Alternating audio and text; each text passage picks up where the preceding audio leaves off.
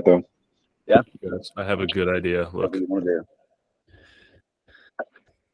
guess. Are we ready, Nigel? I think Nigel has yeah, I'm ready. All right. Okay. Cool. Let's get right into this very serious business. All right. I'm getting set up here. Seamus How's is in a everyone horror doing? movie. Well, doing good. The lights just went out. I'm hearing voices. Oh, this is a struggle, eh? Yeah. Dude, we should You guys never see do that, this in right? the morning again. Contemporary vinyl Yeah. marketplace. Wow, I'm a big fan. Our first segment, weekly showing of the pod, not the podcast, the website. I did have a few questions. Even an order came through that didn't utilize this like 20% cash back. So just wanted to spell it out here. It's pretty easy, but I guess some people aren't so tech savvy. Tech savvy. Ooh, Yeah. Jinx, So- you owe me a record, buddy. If I go to pretend this is the WhosRecords channel, I'm going to hit subscribe, whatever your screenshot function is. Do something like that, and then grab that picture and then send it to support@whosrecords.com. And then that's where you get the discount code. And when you go to the cart, check out, I'm not going to fill this all out right now, but the page after this, there's a place where you can put in the discount code that we send you, which can be applied for the 20% off. Okay. What do you guys think? I think you missed. I think it's you're amazing. one tab. So we missed whatever you were doing when you were taking screenshots, but What up? Oh, Just screenshot your subscription, right? That's it.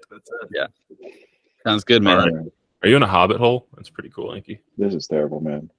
Yeah, we should never record in the morning again. On you. Oh boy, I'm feeling great. I don't know about you guys. I'm ready to go. I'm ready to listen to this album for the first time right now. Seamus, Seamus, I think you're muted. I can't hear you, Seamus. Yeah, you're muted.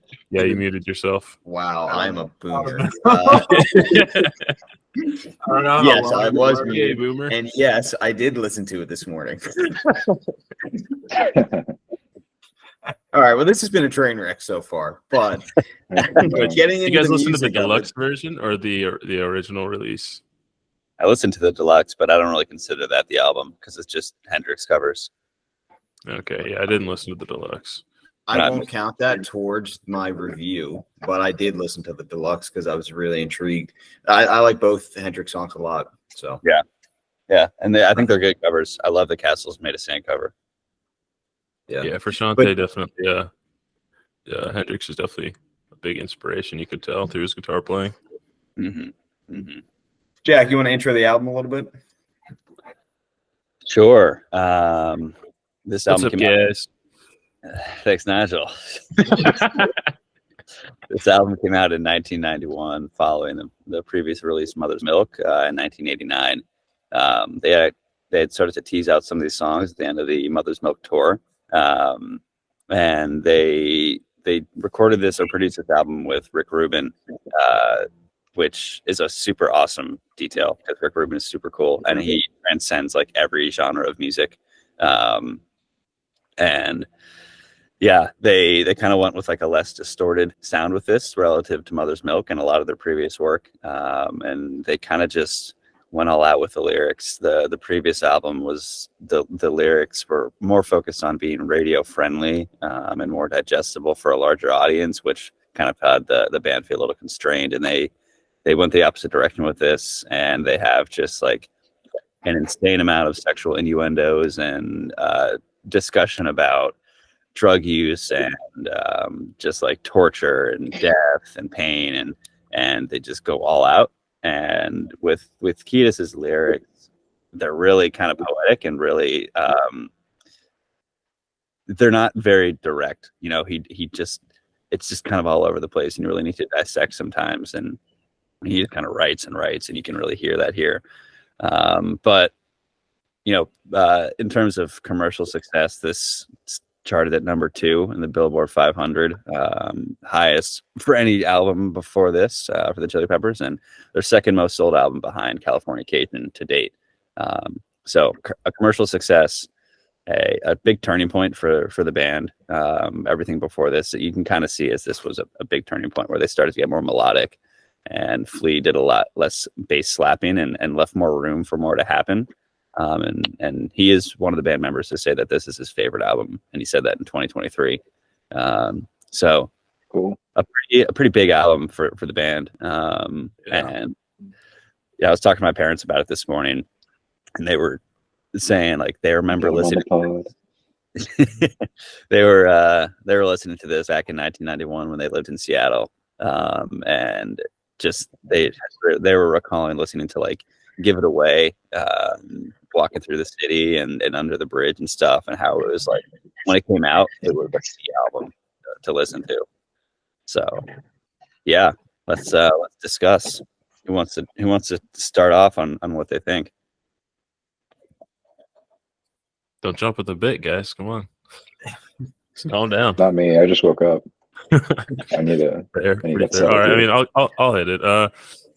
I think this album's pretty good. I think the album cover art is so like signature is not exactly the word I want to use, but just like when you see it, it's so. It just brings out a lot of, I guess, memories. At least for me, like listening to this album when I was younger, probably like middle school, high school. But there's also not a lot of album covers that look like it. So just even from a distance, it's very recognizable. As far as the songs go, I think it is like I'm way more familiar with Californication, and I prefer their more like sing-songy melodic stuff. I think like Under the Bridge and Breaking the Girl, definitely Breaking the Girl is my favorite song on the album. I think that might be kind of a common take. I don't know. We'll see. But I definitely like their like slower, more melodic stuff where Anthony Kiedis' lyrics take more of a center stage, and Frusciante is like his more rhythmic and chord progression centric playing is the focus. But I was kind of surprised because I've never listened to this album all the way through before. But it is like a very like funk punk rock album with some exceptions. And the stuff that I listen to more regularly by the Chili Peppers is not like that. So I was kind of a little bit surprised because I mean I knew they had stuff like Give It Away and Suck My Kiss and stuff like that. But this whole album is way more in that vein than I guess expected. But I still really liked it. I love Funky Monks. If You Have to Ask is a great song. All the singles off this album are I would say pretty great songs. I'm not a huge fan of their Red Hot, but it kind of seems like a joke song too. It's just kind of like a way to just cap off the album by like having some fun, I guess. But I think the album's awesome. Like like the lyrics are kind of complex. And the one comment I do have about the I guess soundscape of the songs is I think the drums for me are not mixed the best. I think Chad Smith's a great drummer, but they kind of like make it harder to like appreciate the lyrics and the guitar. There's like a lot of percussive stuff going on because a lot of the bass is also like slap percussive bass. So there's a lot of like transients that like cut into like what Anthony Kiedis is saying. And maybe for me, they're just mixed a little loud. And as a drummer, like the tuning of especially the snare, I know this is really nitpicky, but it kind of rings and it kind of bothers me in some of the songs. But overall, I think the album's pretty great. I think that it's not as cohesive as some of their later stuff because it does have some of that like super slow melodic stuff, and then it'll like the next song will be like Funky Monks, for example. Going from Breaking Girl to Funky Monks is such a change in tempo and really genre. I don't think that's inherently bad for an album, but I think that the Chili Peppers albums in general usually have a lot of songs on them because they write a lot of music and then they release a small fraction, at least from what I understand, they release a small fraction of all the music that they write, and it still results in them having a ton of songs on the album. So it does kind of feel like they recorded a lot of stuff and just like picked their favorite songs and put it on the album. And I don't think that that's always a bad thing, because in general the songs are pretty good. I just don't think they necessarily flow super well as an album on the whole. But my least favorite song, I guess they're Red Hot. It's kind of a joke song. Like I'd probably never listen to that like on its own for fun or just to enjoy. But it's actually my most listened to song last year. It's so weird that you say that. That's interesting. I mean, it makes sense because you do have a terrible taste in music. But Blood Sugar Sex Magik, the song is also really good. I think that it's a sick name for a song, and I like that they titled the album that, because it's interesting, and it kind of pulls you into like, oh, what's this album about? Well, it's about these things, and as Jack got into in the intro, like there's a lot of subtext in these songs about all kinds of raunchy, weird stuff. But that's my take on the album. Nice. Interesting. What would be your Dan, you want to follow up? Oh, sorry. If you had to pick a favorite song, you would say Breaking the Girl. Yeah. Yeah, I mean, I love Breaking the Girl. I also love Under the Bridge. Under the Bridge is tough. Like it's just like such a standalone song. Like yeah. I don't know. That's got to be the most common like song on the album, I feel like, in terms of people's favorites or most listened to, most heard. It might be their, like, of all of their songs across any album. Actually, okay. Yeah, it has the most streams at 1.15 billion on Spotify, and then Californication's 1.152. So 155, 15. I would have guessed that they're neck and neck too. Yeah. I would say also, like, if we want to add like an additional, box to check, is the favorite new song that I found listening to this album, I think was, I Could Have Lied. It's another one of their slower songs. I think that's a great song, and I didn't know it before we listened through. The solo and I Could Have Lied is unreal. Yeah. I talked to Nolan about this a couple weeks ago of like my favorite Chili Peppers solos, and that's got to be in like the top 5 in the second half of that song. It is just insane. Like the wailing on the guitar that Frusciante does, it goes from such a slow song at the beginning, just acoustic guitar, and then wails at the end. Really cool song. Yeah. I'm gonna have to go back to that. Yeah. Sounds like you got to go back to the album. It sounds like you gotta go back to bed. Also true. Anyways, Dan, you want to go? Yeah, sure. So I definitely agree with Nigel. I think this is a great album, and I'm by no stretch like a Chili Peppers fan. Like I know most of the classic like radio songs, Californication.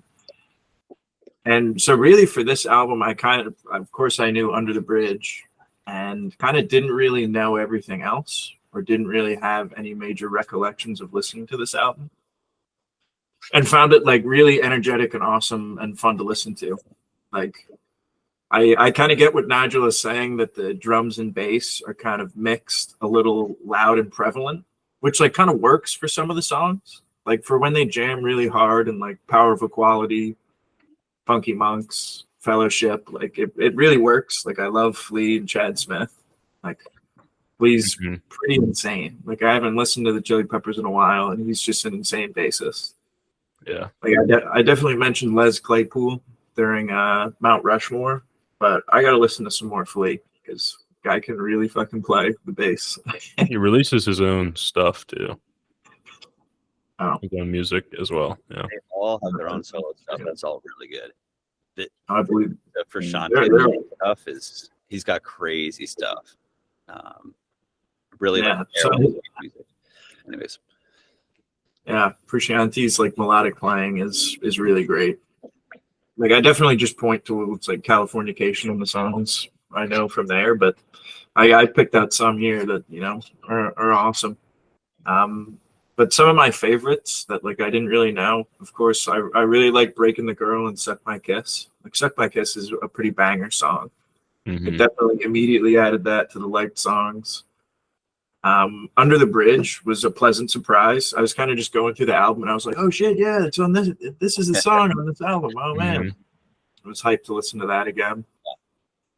But yeah, I think it's really great. If anything, it does have a really long runtime, and I guess that's classic for the Chili Peppers. You know, like as I'm grinding towards the end of the second half of the album, you know, I'm kind of getting sick of Flea's rapid, insane, fast-paced bass playing. You know,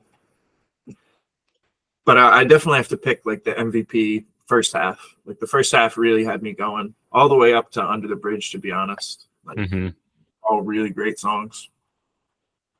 Yeah, it definitely, after Under the Bridge, the transition to Naked in the Rain is kind of cool, but I definitely would agree that it starts to get a little weaker at Naked in the Rain through My Lovely Man. I think Apache Rose Peacock, though, is like, I would go back and listen to that. It's a really awesome song, but I would agree that's probably the weaker point of the album. But then it comes back to Sir Psycho Sexy, which is... I like how you cut it off there. Yeah, because that's an awesome song. That's one of my favorite songs of them, for sure. Which one? Sorry. Sir Psycho Sexy. Like, the lyrics are hilarious, and then it's just this awesome story of just like it's about Anthony Kiedis. He's like talking about himself, like he can get any woman he wants, and tell them whatever he wants, it'll do it. It's hilarious.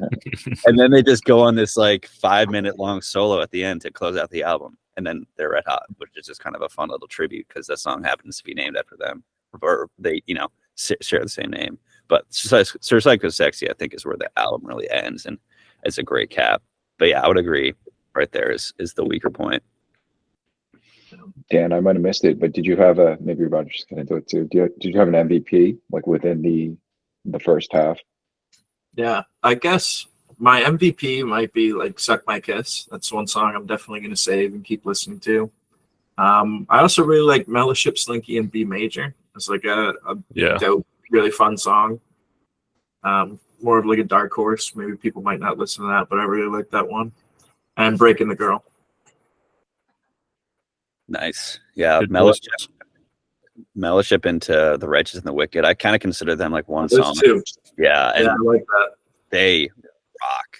The two of them together are so good. Like the intro into Mellowship, actually the intro into both are just like super cool.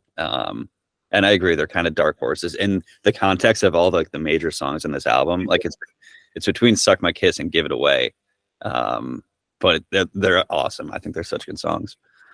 Yep. This guy knows his stuff, man. Just commenting after everything.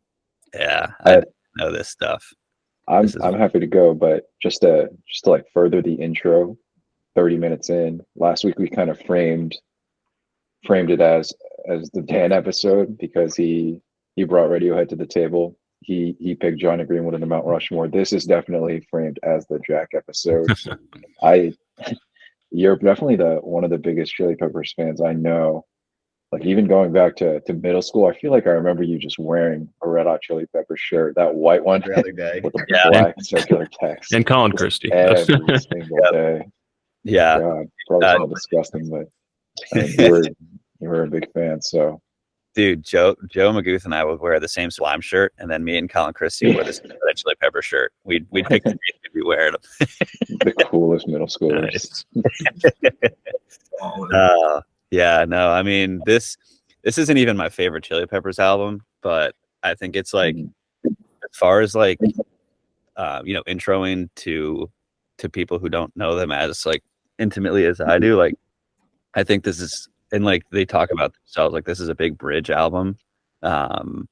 Like from their newer stuff that's more melodic, like natural referenced, to their older stuff, which is like pretty raw and like really like funky, and just like they were just like on so many drugs and they were just going crazy in the studio and just literally just jumping around. Like they'd be on stage completely naked and just like screaming these songs at shows. That was their whole vibe. And like I think like if you listen to them more and like start to like you can really start to appreciate their older stuff. I think they did two separate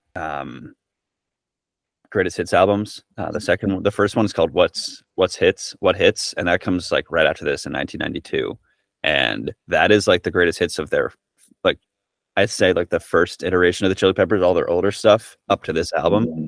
and you're not gonna see, it's like they call it greatest hits, but no one knows the songs, like except for Under the Bridge. But it is, I think, if you want or are like interested in their older stuff, I would go and listen to What Hits, because like it's definitely like it's all the old stuff, but it's like the best of the old stuff, and it's like Right. it's so different from the newer stuff.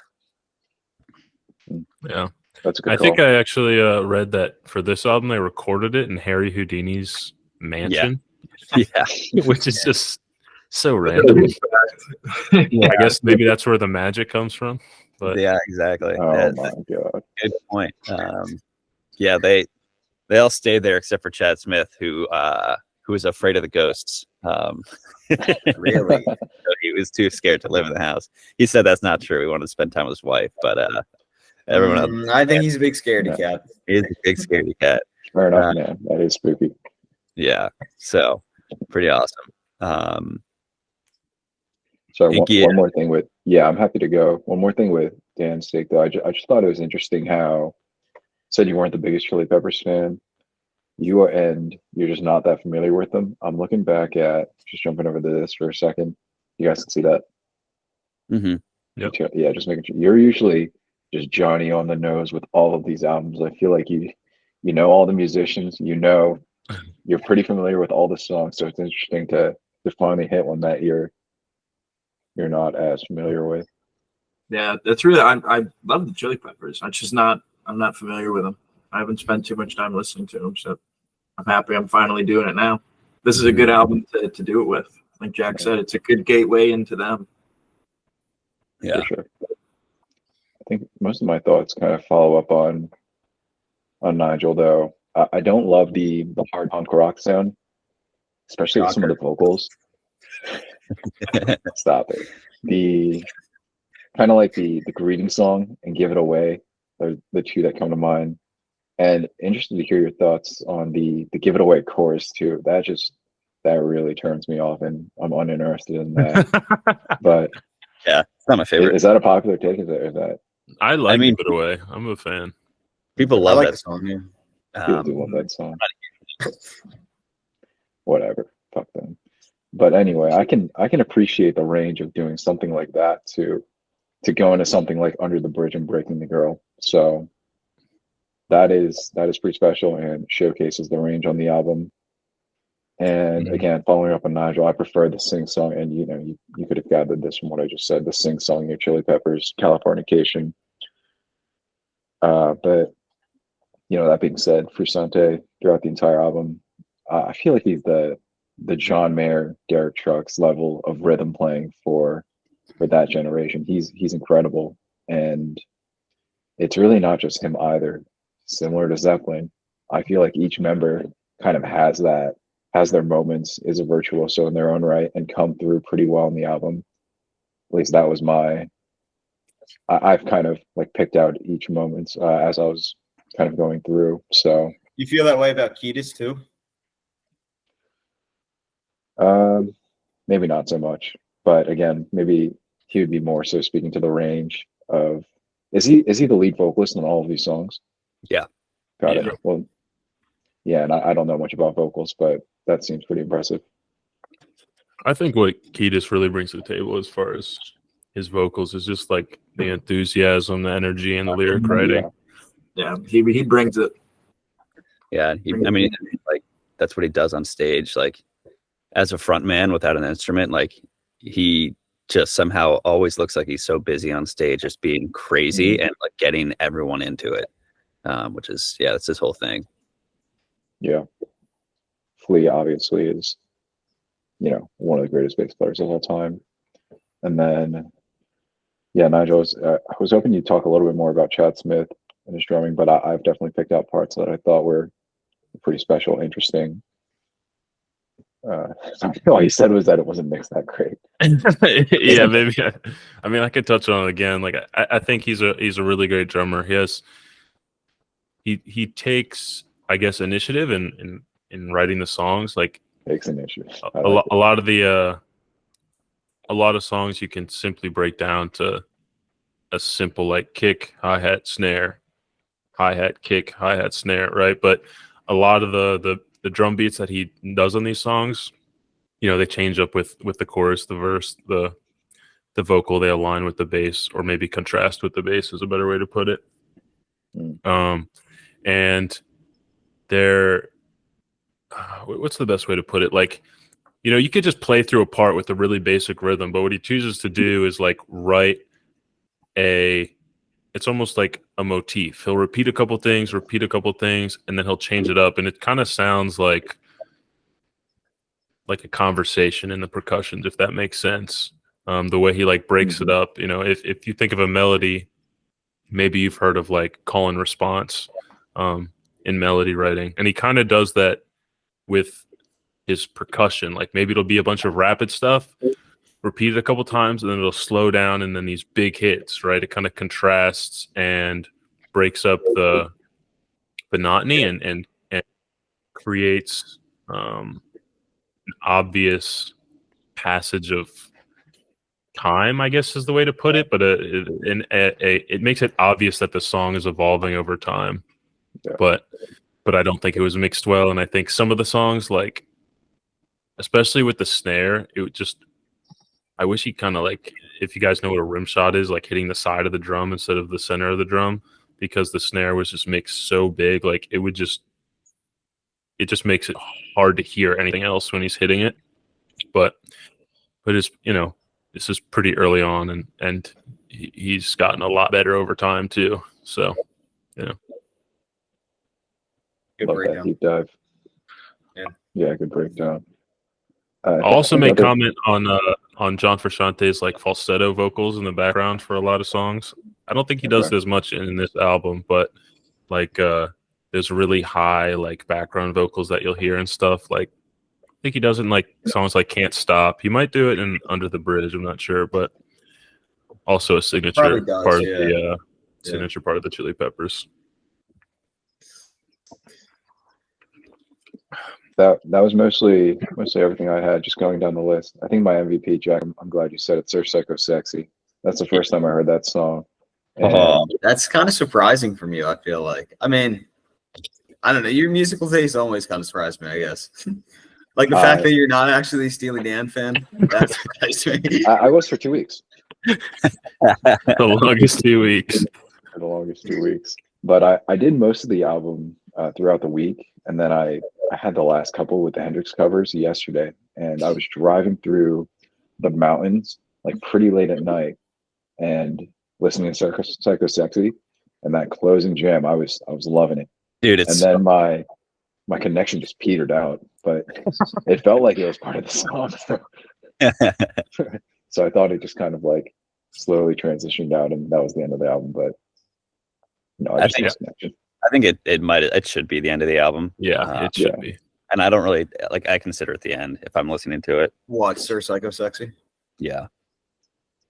Yeah, I mean it's the last song on the album that they wrote, right? Exactly. So it's like really, it's the last song on the album.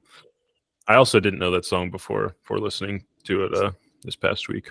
Man, I saw it live in 2016 for the Getaway tour, and I was like front row. Hold on. Sorry, I'm getting a phone call. You gonna take that? No, I'm saying I can call back in 20 minutes. Sorry, my cousin who's like just landing right now. I'll talk to him later. But yeah, I saw it live and for the Getaway tour, and I mean, it was one of the coolest experiences ever. Seeing them jam on stage to that, like front row and Philly was super cool. That's always been one of my favorite songs.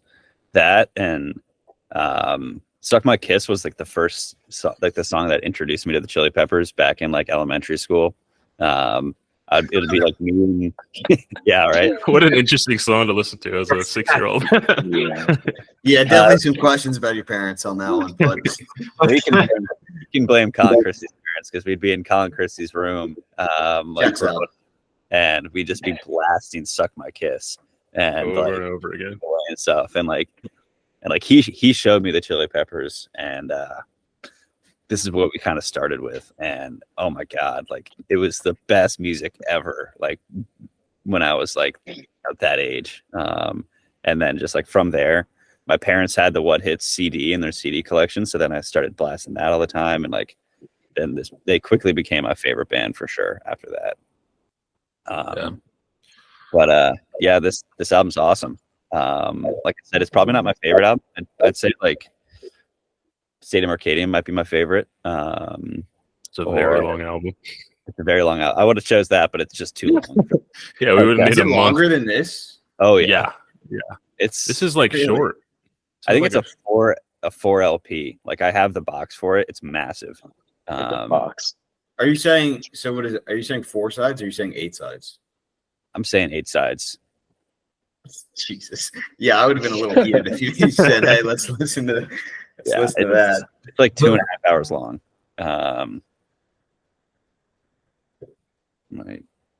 Great album. Yeah. We could get through it. You mentioned CDs, Jack. For the Zoomers in the audience, could you describe what a CD is? Yeah, it's stands for ceramic disc. What does it actually stand for? Circular disc. Like a big plate. It's a ceramic plate. Yes. No, it's a ceramic disc. It's the racing quality brakes for a car. They use carbon ceramic brakes, and they turn that technology into the Red Hot Chili Peppers music releases. Anyways, if you play the music while you're braking on a car, it etches into the brakes, and you can play it back. Pretty amazing. It's like some weird reverb thing, yeah. Jack, I was going to let you go last if you want. I mean, obviously you've already said a good bit about it, but figured you could have the closing remarks. Okay, yeah, sounds good. So if I could just speak on it. So honestly, like if I've talked about the Chili Peppers before on this show, I've probably said that they're not really my cup of tea, and not to say that there's not stuff that I don't like by them, but I will say listening to this, and I think I've listened to this cover to cover before. I think I've listened to a couple of their albums. Nigel Fox has raised his hand. I think I've listened to a couple of their albums cover to cover before, just because my mom's boyfriend had a million CDs, and I was getting into music, and I didn't have Spotify until junior year, maybe sophomore year of college. So I was grinding iTunes for a while. Compact discs to the win. Yeah, so a lot of just ripping CDs on a computer. This was one of them. But this is the first time I listened to a cover to cover in a while. So definitely better than I originally gave it credit for, if we've talked about it before. And I enjoyed it more than I thought. I might, honestly. There are definitely some good musicianship qualities in this. So like to start just going through each of the members, because I know Inky kind of said that each one is kind of special. And it's interesting too, because for a band that I don't listen to a lot, I've known all 4 of the band members and their names for a while. You know what I mean? Yeah. So like Flea, great bassist. You guys touched on it. I mean, he drives so much of the album. It's a very funky album, which to be fair is one of the qualities of it that doesn't really resonate with me that much. I don't think that I'm a bass hater, but I definitely think I've maybe drawn that portfolio up a little bit through what we've talked about. But Flea's a great bassist. You think his name is a nod to Sting? I forget. There's a story about it, but I don't think it is. I'm pretty positive. I just mean too, like just in terms of like the one name sort of nickname type stage presence thing. I like Chad Smith as a drummer. I'd like to Give It Away is one of the first Chili Pepper songs I knew, probably credit to Rock Band. And I like that song, and I like what he's doing on drums there. Nigel made some interesting points about the way he tunes his drum kit. Suck My Kiss is probably my other favorite song on this album, which I think Chad Smith has a good presence on. Both are pretty high energy songs. You could almost qualify them as gym songs, I feel like, you know what I mean? Because there's a real kind of stank to it, you know what I mean? Yeah, the bass just and Nelly. yeah, just that face you make when you're doing shrugs, you know what I mean? So that being said, going to like another song on the album, Under the Bridge. There are times where I really like that song. There's a lot of times where I skip it. I think it's just one of those ones that we've all heard a million times. I think it is a good song. I also think it's interesting that isn't it written about him doing heroin or buying heroin under the bridge? It's he found himself at his lowest point under a bridge in LA. Which is funny because it sounds so much more kind of like melodic and chill, and like it wouldn't be that deep, you know. I mean, heroin's pretty chill, you know. To those of us who don't listen to lyrics, you probably wouldn't expect that to be the meaning of it. But then, so the other two musicians, Frusciante's definitely deserves a lot of credit. Inky made good points about his rhythm playing. To be fair, I don't think I'll ever classify him as one of my favorite guitarists. I don't know if that's the way they write songs and the funky nature of it, he's got some cool lead parts. I know Jack talked about some cool solos on here. Songs like I Could Have Lied, if you have to ask, are two songs that I found from listening to this again that I liked. Another cool guitar bit to Frusciante's credit is Breaking the Girl. I think I'd heard this before. You can kind of tell as soon as you hear it if you've heard it used before. That's played on a 12-string acoustic, which I'm kind of a sucker for. I don't know why, because again, like I'm obviously very, very driven by the electric guitar, but appreciate acoustic too. I like that 12-string sound. So Frusciante, really good guitarist. Definitely respect him. Probably not my favorite. I will say Anthony Kiedis, who does a lot for the band and is a big part of the band's image, definitely not one of my favorite singers. There's also a lot of songs on here that are like kind of that rock rap type of singing. I compare it both in that sense and to the bass quality and the slap bass and how much presence the bass has on this. I compare it a lot to, I don't know how much you guys know about Rage Against the Machine, but there's some similar qualities there. But again, I'm not the biggest fan of that, like, kind of rap singing over a rock song. I mean, it's kind of what the Beastie Boys do too, which is I was gonna say Beastie Boys. Yeah, and that's kind of a cool thing. They're more on the rap side of it, and I partially just mean that because a lot of the music is not, the guitar playing's not that complex or anything with what they're doing, but it's cool. Again, just not my cup of tea in that sense. I don't think Kiedis' voice on the more sing-songy ones is a voice that I really love either. But I'll definitely give him credit to again his presence and what he does for the band. I don't know how you guys feel about this take, and I don't even know if I entirely agree with it.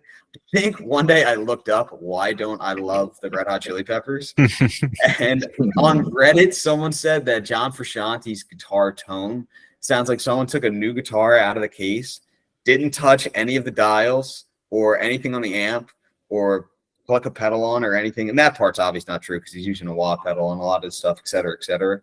But just that it sounds like a little wet and a little flat.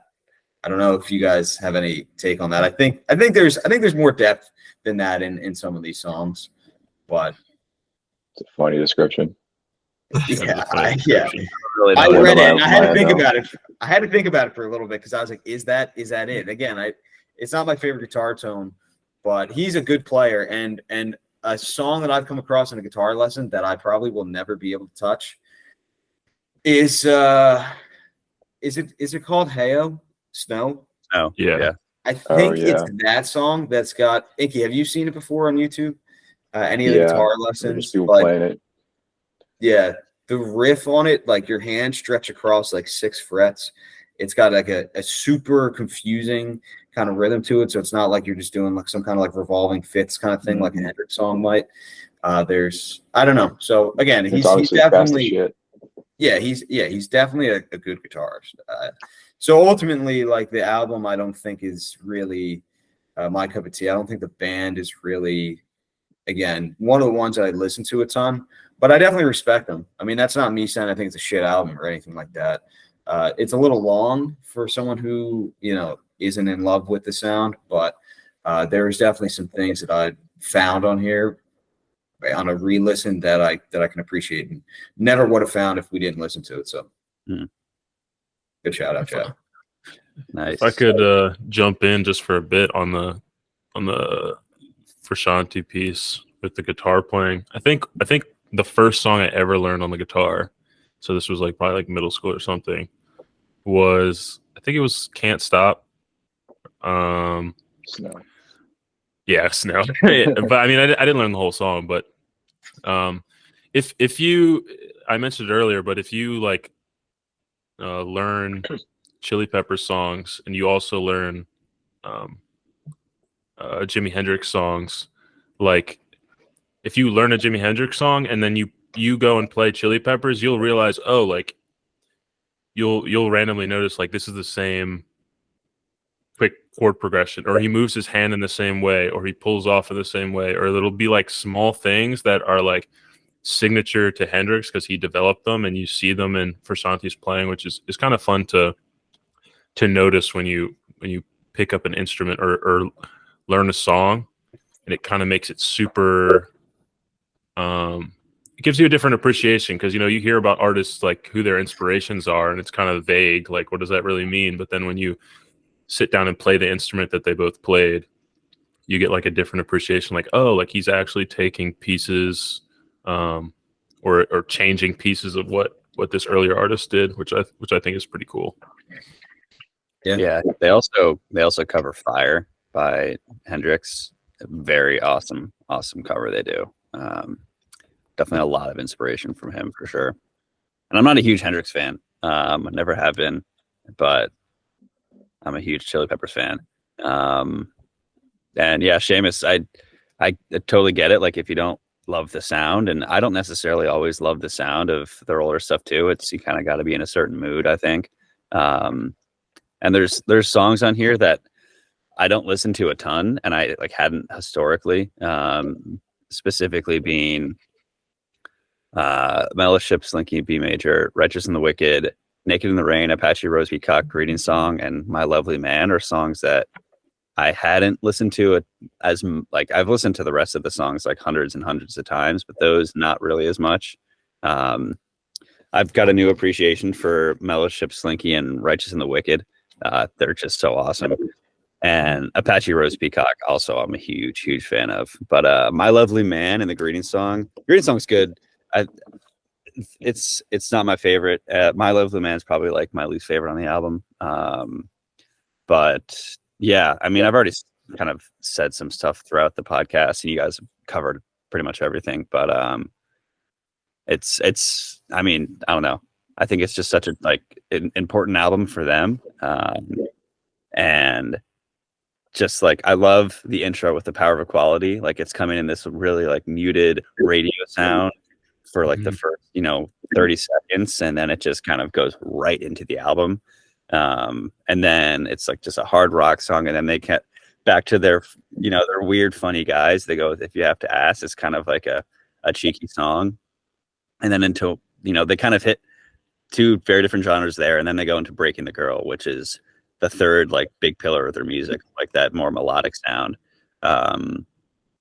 So they just have such a range, and they do it all in the first three songs, which I think is really impressive and just like speaks to what they can do and why people love them, because they kind of have a sound for everybody.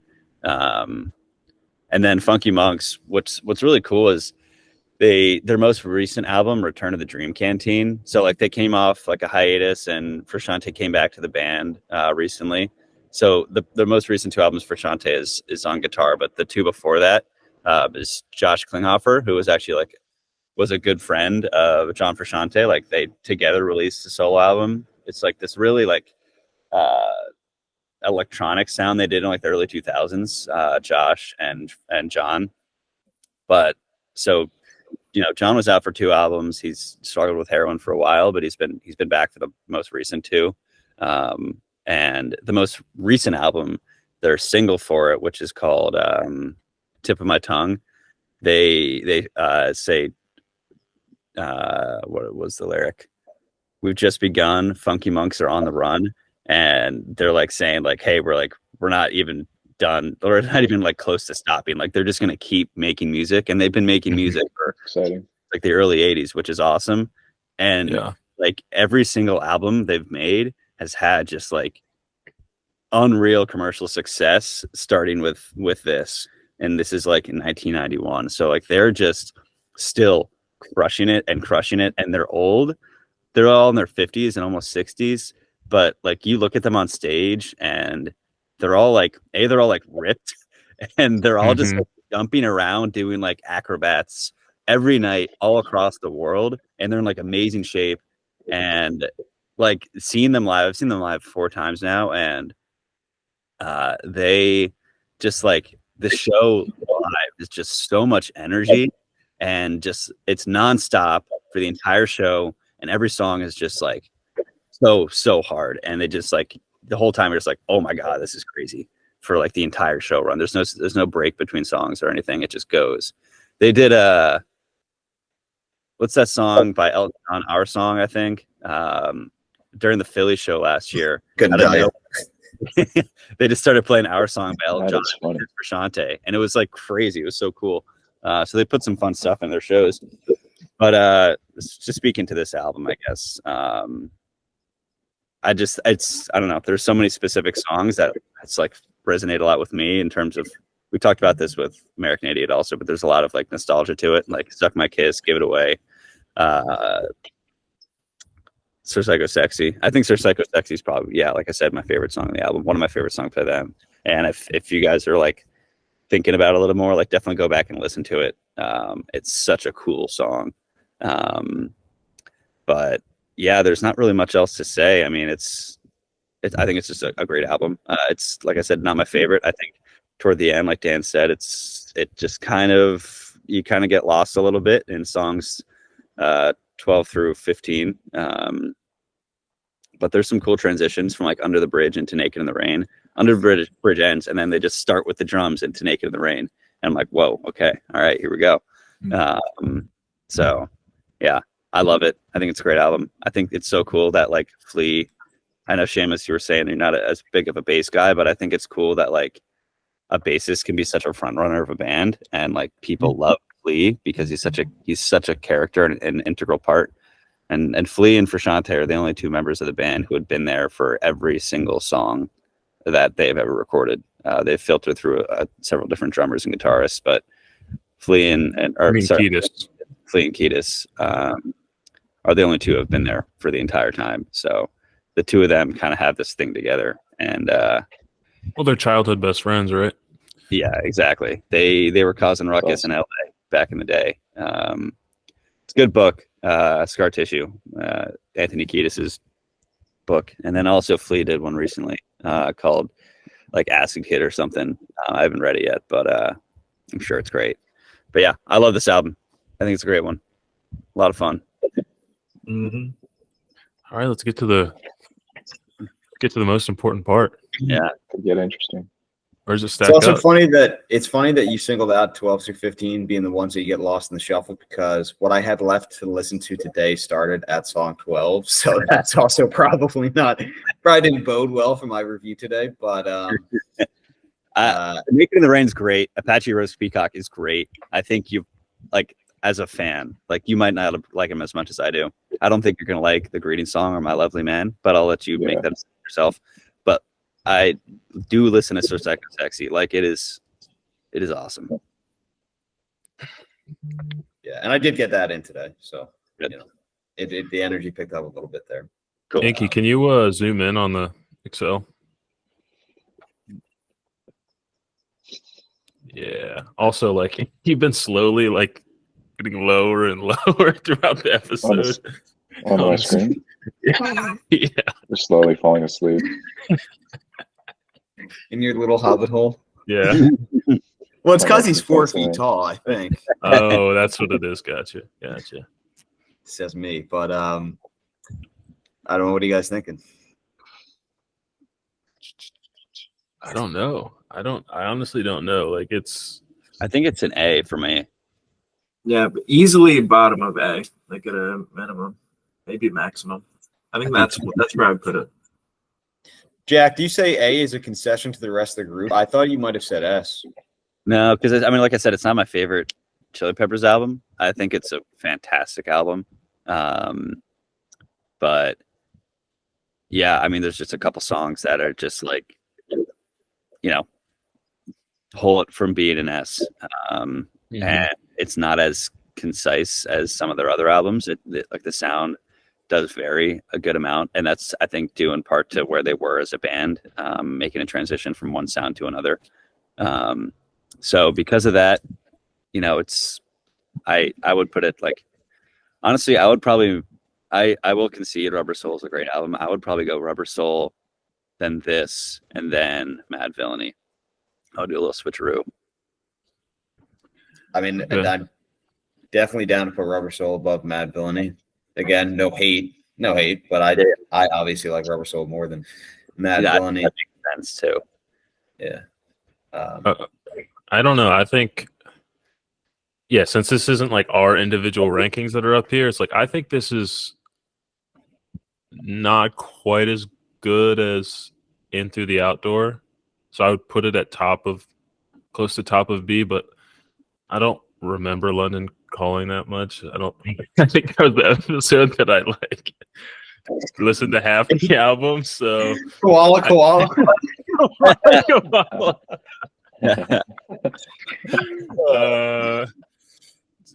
I would say like top of B. I think that's where I would put this. Yeah, me personally, I maybe put it as a low B, which is honestly probably a bit harsh. So I'm definitely down to slide it up ahead of that. Nigel's saying high B. You guys are kind of saying low A. So somewhere in between there, either is fine with me. Thank you. Yeah. I'm kind of with you guys. Top of B, low A. Dan? I would say bottom of A is where I'd put it. Yeah, and I'm Like, saying, yeah. Go ahead. Listening to it, like it clearly like is a definitive like Chili Pepper sound. Like you kind of get like a really great picture of what the band is. Like it's a good record for the band. And also I think like it definitely has some influence. Like when I was listening to this album, it really kind of made me think of, and tell me if you guys agree or disagree, it kind of made me think about Songs About Jane by Maroon 5 from like the early 2000s, and kind of like heavy drums. Well, it just, and like that was a groundbreaking record too. So I just kind of think that like this record was pretty important for the Chili Peppers and just in general, and kind of developing their punk funk sound into something that's extremely commercial. So that's why I'd like put it an A over B. Yeah, everything that Dan said, I echo. And I mean, I'd say it's a top of A, maybe top middle. I mean, I'm just thinking about it in the context of what else is in A right now with Men at Work and Radiohead. Like personally, I think it definitely goes above both of those albums. And I think, yeah, I mean, I don't know. The A's kind of confuse me versus the B's, just with like my personal taste. How do we end up here? Yeah, I would probably switch them entirely, but Really? yeah. But I mean, so that's what I mean. I can see that. I think a concession would be like bottom of A. Well, I think the obvious thing is the C's are down at the bottom for sure, and then the A's and B's, at least the high to mid B's and all the A's are like, it's pretty tight, you know, and it's really up to personal preference, and I think it just averaged out where it averaged out and ended up like this. But I see what you're saying. Yeah, there's a lot of parity on this table. To talk to like almost like a sports metaphor, it's like there's when you look at a table, soccer, football, whatever you want to talk about, number 1 to number 20, there's such a big difference. You think, damn, these are like such different qualities, but at the end of the day, it's like it's the best of the best. The margins are actually pretty thin, and we have the best of the best taste because we're great guys. So I would say it's very similar. Yeah, honestly, it's also, you know, like being down there and see, like, I mean, the band album was a good album. yeah. I was gonna say I love music by Big Pink. I can't believe it's last. It's so funny that it's last. It was also our first episode. We're on such a dull Grown. But yeah, you could probably hit the shuffle button on A and B and remix it, and it could make sense. I'm definitely a big proponent of the Men at Work album after listening to it, way more so than I ever thought I would be. Yeah, it's an amazing album. It belongs think up there. Bottom A makes sense for this. I just think it's definitely an iconic album, iconic 90s album too. think that there's definitely a quality to it. There's a sound to it that's unique to itself, which I think is important in music because that means it stands out. You know what I mean? Like you said, Flea is a beast. I mean, it really, like what he does alone is stands out so much from pretty much any other bassist on this list that we have here. You know what I mean? So I feel like, you know, London Calling, we felt like was good, had its moments, but not across the board great. In Through the Outdoor, you know, I've only said I'm a big proponent of it, but after, you know, we reviewed it, it's definitely arguably maybe the weakest Zeppelin, which is again the pizza metaphor. Like a bad pizza is still good, you know what I mean? But so, and then a couple of us are big American Idiot fans, but you know, musically, I think it's fair to say that it's not like, you know, super creative, really exceptionally well produced. So I feel like Blood Sugar Sex Magik has got a little bit more of those A qualities. But I'd say bottom A.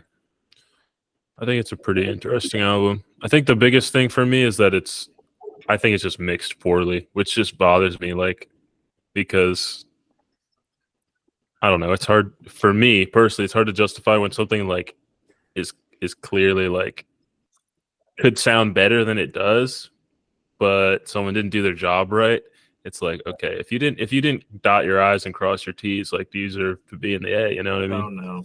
But also like, I don't want to get ahead of ourselves, but the you know, if we're thinking of the other Chili Pepper albums like Stadium Arcadium and Californication, like I think Californication has a shot at, you know, the big, the S. That's up there. We're talking S's and this is an A, so I think it makes sense. That's what I was thinking. Yeah. All right. Going back to the pizza now, just Bottom A it is. pretty good pizza. Yeah, pizza. I could go for some pizza. Yeah, I would destroy some pizza right now. Yeah, I would throw it on the ground. It'd be great. Stomp on it. Pretty good consensus right now. Still can't believe that we've only got one S, and it's my guy. Dan. Dan. Hi, Dan. Oh, hey, Dan. I'm back. It's been a while. I don't know what the hell that What so if we're all good on this, just to wrap it up and to line up what we're doing next, and I might be away the next 3 weekends, one of which would be at Dan's place, so maybe we can record up there, get Robbie involved. But in-person episode. whatever we do, whenever we record it, whether I'm there or not, what do you guys have lined up down there? I Surrealistic mean, Pillow. that's Surrealistic Pillow and Summer Breeze. So I'll definitely miss that one. No, I'm just kidding. I don't think I've ever heard the album. I just love mugging Nigel off. It's just fun to fuck with him. Yeah. we listened to it one time. Mac Zeman put it on when we were in your basement, Seamus. Summer Yeah. Breeze. I thought Yeah. so, yeah.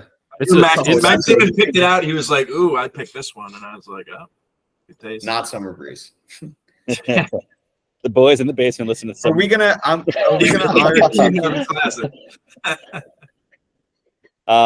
American Yeah, Shane, pastime. I'm also a little spotty the next 2 weekends. I'll probably be driving back from Canada 2 Sundays from now. So I'm going to be out. It's the perfect time to record, I think. Yeah. Yeah, we can put something up there that Jack fucking hates. Oh, yeah. And And put it in this. Done it to him. Yeah. yeah, I'm never missing an episode again. Come back. So next Sunday, I'm probably not going to be available. I don't know. I could be, but it's kind of spotty. And then the Sunday after, I won't be. So it's kind of similar. I mean, we can figure out. We could do weekday nights or something. But are we going to honor our fan request? What's the fan request? I think I talked about it. Obviously, not last week. Oh, Timken. Interesting to see Radiohead got A. By the way, and that's not. I listened to the album. After that, I still have to watch the episode. But yeah, I mean, I'm obviously pushing for this because I'm a huge Alice Chain Scott. But also, we haven't had a fan request yet. So Pretty fair. I was with him when he made the request. I was like, yeah, do it. Nothing's going to happen. And shit. Our support team will be in touch. Like what album though? Yeah, what album was it? plug? So it was Alice in Chains, Jar of Flies. It's an EP. I think it's 30 minutes, which is on the shorter side. They had another EP around the same time that was 4 songs. So I was going to suggest maybe throwing that on there too, because the total runtime would probably be 45 minutes, right around there for the 2 of them, I think. That's an idea. I mean, again, Jar of Flies is what he requested. He may have just been barking up that tree because he knew I loved it too. But we've got 2 other ones in the pipeline right now. But I would be down to explore that. I'd be down to get growing a bit. We haven't done anything really of that genre. So Yeah, I'm down to throw it on the queue with these other 2. yeah, Sure. yeah. I do want to get back more into the classic rocks. I feel like this is kind of how it started. I'm down to explore some grunge as well, but there's a lot of classic rock. Like there's a lot of Zeppelin, a lot of Pink Floyd we haven't even touched. Sure. And so Infinite. on. I mean, yeah, Hendrix, Rush. And yeah, would love to do a Rush. Rush would be awesome. So yeah, I'd say throw Jar of Flies on there, and maybe we do Surrealistic Pillow next week, and I can try and make it. I'd rather do Summer Breeze than Surrealistic Pillow. Okay. Actually, yeah. You know what? I'm on vacation and it's summer. Let's do Summer Breeze. Yeah, it's a great to vibe. Wait, Cool. All right, lads. Thank you gentlemen. for everyone And following when we along. come back next week, and you're all like, "Wow, what a great album! I shouldn't have been talking shit about this album." When this ends up on an S, all right, that's all I have to say. There's no shot. No, it'll be an A. It'll be an A for sure. You guys are gonna love this album. I don't know anything about it, so I know. I couldn't tell you one thing. I have high hopes, Nigel. Don't fail me. Yeah. The physical vinyl Or if it, is $1 max. So I don't know how it's that good of an album. You couldn't sell it for $1. We just listened to a lot of I think- money. I have the vinyl, and I'm pretty sure I got it from the $1 bin. So I got Asia from $1 bin, so that means nothing. it doesn't. It's a Fair enough. Dude, that means wherever you bought that from has no idea what they're doing. That's what that means. That is insane. Tell me about it. All right, all lads. right. All right. Perfecto. Had a great time. Good work. Catch us next time on the Whose Records weekly album review. Number something, Boo. some number. Insert number here.